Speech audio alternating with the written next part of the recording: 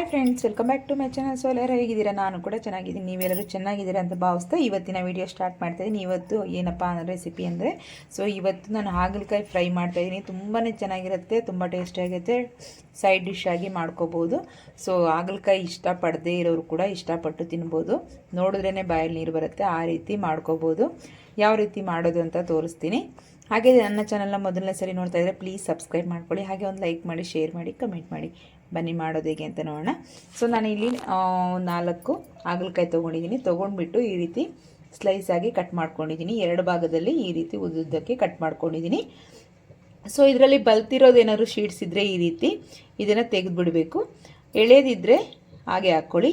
Actually ಇದಕ್ಕೆ ಎಳೆಯದೇ ತೊಗೊಳ್ಳಿ, ತುಂಬ ಚೆನ್ನಾಗಿ ಬರುತ್ತೆ. ಆವಾಗ ಶೀಟ್ಸ್ ಎಲ್ಲ ತೆಗಿಯೋ ಅವಶ್ಯಕತೆ ಇರಲ್ಲ. ಎಳೆದಿದ್ದರೆ ಏನೂ ಆಗೋಲ್ಲ, ಚೆನ್ನಾಗಿರುತ್ತೆ. ಹೆಲ್ತ್ ಕೂಡ ತುಂಬ ಒಳ್ಳೆಯದು. ಇದರಲ್ಲಿ ತುಂಬಾ ಬೆನಿಫಿಟ್ಸ್ ಇದೆ. ನಮ್ಮ ಬಾಡಿಯಲ್ಲಿ ಬ್ಲಡ್ ಏನಾದರೂ ಇನ್ಫೆಕ್ಷನ್ ಆಗಿದ್ದರೂ ಕೂಡ, ಹಾಗೆ ಅಲರ್ಜಿ ಕೂಡ ಇದ್ದರೆ, ಸೊ ಇದನ್ನು ನಾವು ವಾರದಲ್ಲಿ 2-3 ಟೈಮ್ ಸೇವಿಸೋದ್ರಿಂದ ನಮಗೆ ಅದು ಕೂಡ ಕಡಿಮೆ ಆಗ್ತಾ ಇರುತ್ತೆ. ಸೊ ಇದನ್ನು ಮಾಡೋದು ಹೇಗೆ ಅಂತ ಇವಾಗ ತೋರಿಸ್ತೇನೆ ನಾನು. ಈ ರೀತಿ ನಾನು ತೊಳೆದ್ಬಿಟ್ಟು ಈ ರೀತಿ ಮೇಲ್ಗಡೆ ಒಂದು ಲೇಯರ್ ಇರುತ್ತಲ್ಲ, ಸೊ ಈ ರೀತಿ ಇದನ್ನು ಕೂಡ ಸ್ವಲ್ಪ ತೆಗೆದುಬಿಟ್ಟಿದ್ದೀನಿ. ಇದನ್ನು ತೆಗೆದು ಒಳಗಡೆ ಯಾವುದಾದ್ರು ಬಲ್ತಿರೋ ಶೀಟ್ಸ್ ಇದ್ದರೆ ಅದನ್ನು ಕೂಡ ತೆಗೆದುಬಿಟ್ಟಿದ್ದೀನಿ. ಸೊ ಇದನ್ನು ಈಗ ಇದಕ್ಕೆ ನಾವು ಸ್ವಲ್ಪ ಟರ್ಮರಿಕ್ ಪೌಡರ್, ಹಾಗೆ ನಾವು ಇದಕ್ಕೆ ಸ್ವಲ್ಪ ಸಾಲ್ಟನ್ನು ಸೇರಿಸ್ಕೊಂಡು ಸ್ವಲ್ಪ ಒಂದು 10 ನಿಮಿಷ ಹಾಗೆ ನೆನೆಸೋಣ. ಅಷ್ಟರಲ್ಲಿ ನಾವು ಮಸಾಲೆ ಕೂಡ ರೆಡಿ ಮಾಡ್ಕೋಬೋದು. ಅದಕ್ಕೆ ಸ್ವಲ್ಪ ರುಚಿಗೆ ತಕ್ಕಷ್ಟು ಉಪ್ಪನ್ನು ಸೇರಿಸ್ತಾ ಇದ್ದೀನಿ. ಜಾಸ್ತಿ ಏನು ಬೇಡ, ಇದಕ್ಕೆ ಸ್ವಲ್ಪ ಸಾಕು. ಸೊ ಈ ರೆಸಿಪಿ ಅಂತೂ ತುಂಬಾ ಚೆನ್ನಾಗಿರುತ್ತೆ. ಹಾಗೆ ಮಕ್ಕಳು ಕೂಡ ಇಷ್ಟಪಟ್ಟು ತಿಂತಾರೆ ಈ ರೀತಿ ಮಾಡಿಟ್ರೆ. ಸೊ ಸಾಂಬಾರು, ಗ್ರೇವಿ ಈ ಥರ ಎಲ್ಲ ಮಾಡಿದ್ರೆ ಮಕ್ಕಳು ಅಷ್ಟೊಂದು ಇಷ್ಟಪಟ್ಟು ತಿನ್ನೋದಿಲ್ಲ. ಸೊ ನೀವು ಈ ರೀತಿ ಮಾಡಿಕೊಡಿ, ಖಂಡಿತ ನಿಮ್ಮ ಮನೆಯಲ್ಲಿ ನೋಡಿ ಮಕ್ಕಳು ಯಾವ ರೀತಿ ತಿಂತಾರೆ ಅಂತ. ಎಲ್ಲರೂ ಇಷ್ಟಪಟ್ಟು ತಿಂತಾರೆ ಇದನ್ನು. ಸೊ ನಾವು ಹಾಗೇನೆ ಗ್ರೇವಿ ಎಲ್ಲ ಹಾಕ್ಕೊಟ್ರೆ ಅಷ್ಟು ಚೆನ್ನಾಗಿ ತಿನ್ನೋದಿಲ್ಲ, ಕಹಿ ಅಂತ ಹೇಳ್ಬಿಟ್ಟು ಇದು ಮಾಡ್ತಾರೆ. ಈ ರೀತಿ ಮಾಡಿಕೊಡಿ, ಅವರೇ ಎತ್ಕೊಂಡು ತಿಂತಾರೆ. ತುಂಬಾ ಚೆನ್ನಾಗಿರುತ್ತೆ. ಪಲ್ಯ ಸೈಡ್ಗೆ, ರೈಸ್ಗೆ ಆಗಲಿ ಯಾವುದಕ್ಕೆ ಆಗಲಿ ನೀವು ಸೈಡ್ ಡಿಶ್ ಆಗಿ ಮಾಡ್ಕೋಬೋದು. ಇಲ್ಲಾಂದರೆ ಹಾಗೇ ಕೂಡ ನಾವು ರೈಸ್ಗೆ ಕಲಸಿ ಕೂಡ ತಿನ್ಬೋದು. ನೋಡಿ ಈ ರೀತಿ ಎಲ್ಲದನ್ನು ನಾವು ಉಪ್ಪು, ಅರಿಶಿನ ಪುಡಿನ ಇದಕ್ಕೆ ಹಾಕಿ ಸ್ವಲ್ಪ ಹೊತ್ತು ಬಿಟ್ಬಿಡೋಣ. ಹಾಗೆಯೇ ನೋಡಿ ಇದರಲ್ಲಿ ಕೆಲವೊಂದು ಶೀಟ್ಸ್ ಇರೋದು ನಮಗೆ ಮಿಕ್ಸ್ ಮಾಡುವಾಗಲೇ ಈ ರೀತಿ ಬಂದುಬಿಡುತ್ತೆ ನೋಡಿ ಈ ರೀತಿ. ಸೊ ಆಮೇಲೆ ಅದನ್ನು ತೆಗೆದುಬಿಡ್ಬೋದು. ಕೆಲವೊಂದು ಎಳೆದಿರೋದು ಬರೋದಿಲ್ಲ, ಬಲ್ತಿರೋದಿದ್ರೆ ಹಾಗೆ ಬಿದ್ದೋಗುತ್ತೆ ಅದು, ನಾವು ಈ ರೀತಿ ಮಿಕ್ಸ್ ಮಾಡೋದ್ರಲ್ಲೇ. ಸೊ ಈಗ ಇದು ಮಿಕ್ಸ್ ಮಾಡಾಗಿದೆ, ಇದನ್ನು ಪಕ್ಕಕ್ಕೆ ಇಟ್ಬಿಡೋಣ. ಈಗ ನಾನು ಒಂದು ಬಾಣಲೆ ಇಟ್ಕೊಂಡಿದ್ದೀನಿ, ಸ್ವಲ್ಪ ಬಿಸಿ ಆಗಲಿ. ಸೊ ನಾವೀಗ ಸ್ವಲ್ಪ ಡ್ರೈ ಮಸಾಲ ರೆಡಿ ಮಾಡ್ಕೋಬೇಕಾಗತ್ತೆ. ಸೊ ನಾನಿಲ್ಲಿ 1 ಹಿಡಿಯಷ್ಟು ಶೇಂಗಾ ಬೀಜನ ಹಾಕ್ತಾಯಿದ್ದೀನಿ. ಇದಿಷ್ಟಾದರೆ ಸಾಕಾಗುತ್ತೆ. ಹಾಗೆ ಇದಕ್ಕೆ ಒಂದು 4ರಿಂದ 5 ಒಣಮೆಣಸಿನ್ಕಾಯಿ ನೋಡಿ, ಹಾಗೆ 1 ಹಿಡಿ ಒಣಕೊಬ್ಬರಿ ಹಾಕ್ತಾಯಿದ್ದೀನಿ. ಈಗ ಸ್ವಲ್ಪ ಚೆನ್ನಾಗಿ ಫ್ರೈ ಆಗ್ತಾ ಇದೆ ನೋಡಿ ಈ ರೀತಿ. ಸ್ವಲ್ಪ ಈ ರೀತಿ ನಮಗೆ ಫ್ರೈ ಆಗಬೇಕು. ಈ ಟೈಮಲ್ಲಿ ನಾವು ಸ್ವಲ್ಪ ಇದಕ್ಕೆ ಜೀರಿಗೆ ಸೇರಿಸ್ಕೊಳ್ಳೋಣ, ಒಂದು ಅರ್ಧ ಟೇಬಲ್ ಸ್ಪೂನಷ್ಟು. ಇದನ್ನು ಕೂಡ ನೀಟಾಗಿ ಫ್ರೈ ಮಾಡ್ಕೋಬೇಕು. ಸ್ವಲ್ಪ ಈ ರೀತಿ ಫ್ರೈ ಮಾಡ್ಕೊಂಡು ಹಾಕ್ಕೊಳ್ಳೋದ್ರಿಂದ ತುಂಬ ಚೆನ್ನಾಗಿರುತ್ತೆ. ಬೇಕಾದರೆ ನೀವು ಶೇಂಗಾ ಬೀಜನ ಸ್ವಲ್ಪ ಕಮ್ಮಿ ಕ್ವಾಂಟಿಟಿಯಲ್ಲೂ ಬೇಕಾದರೆ ತಗೋಬೋದು. ನೋಡಿ ಈಗ ಚಿಟಪಟ ಅಂತ ಸೌಂಡ್ ಬರ್ತಿದೆ. ಈಗ ಆಫ್ ಮಾಡ್ಕೊಳ್ಳೋಣ, ಸಾಕು.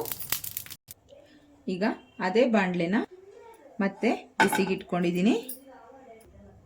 ಈಗ ಇದಕ್ಕೆ ಸ್ವಲ್ಪ ನಾವು ಒಂದು 2-3 ಟೇಬಲ್ ಸ್ಪೂನಷ್ಟು ಆಯಿಲ್ನ ಸೇರಿಸ್ಕೊಳ್ಳೋಣ ಈ ರೀತಿ. ಈಗ ನಾನು ನೋಡಿ ಇದು ಹಾಗಲಕಾಯಿ ಇದೆಯಲ್ವಾ, ಸೊ ಇದನ್ನು ಫ್ರೈ ಮಾಡ್ಕೊಳ್ಳೋಣ ಸ್ವಲ್ಪ. ಇದನ್ನು ಆಯಿಲಲ್ಲಿ ಸ್ವಲ್ಪ ಒಂದು 3-4 ಟೇಬಲ್ ಸ್ಪೂನಷ್ಟು ಆಯಿಲ್ ಹಾಕ್ಕೊಂಡು ಚೆನ್ನಾಗಿ ಫ್ರೈ ಮಾಡ್ಕೋಬೇಕು.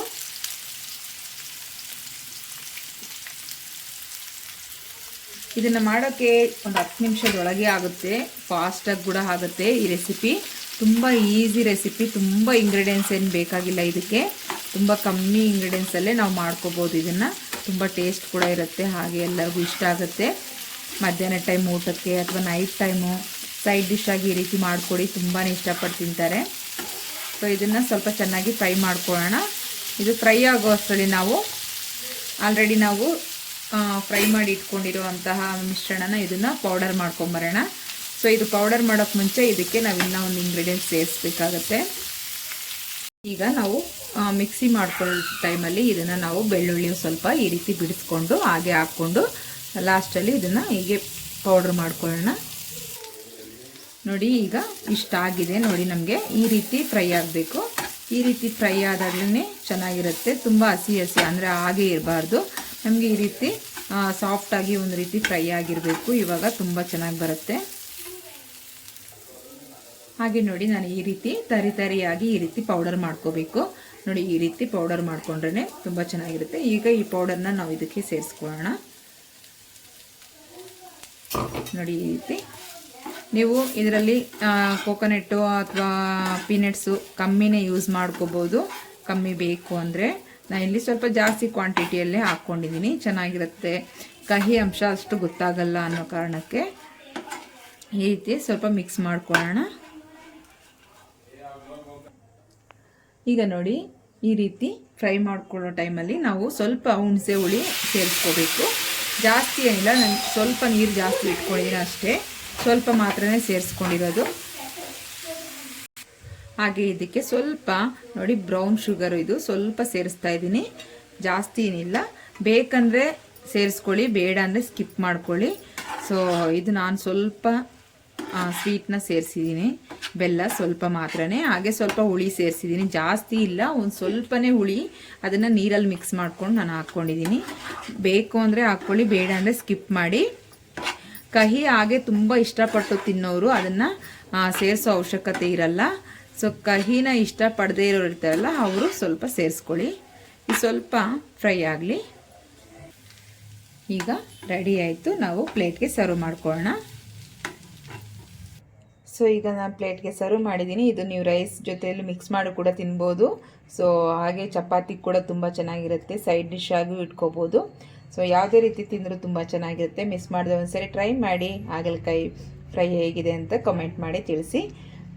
ಸೊ ಈ ವಿಡಿಯೋ ನಿಮಗೆಲ್ಲರಿಗೂ ಇಷ್ಟ ಆಗಿದೆ ಅನ್ಕೊತೀನಿ. Thank you for watching. ಮತ್ತೆ ಸಿಗೋಣ ನೆಕ್ಸ್ಟ್ ವಿಡಿಯೋದಲ್ಲಿ. ಅಲ್ಲಿವರೆಗೂ ಟೇಕ್ ಕೇರ್. ಬಾಯ್ ಬಾಯ್.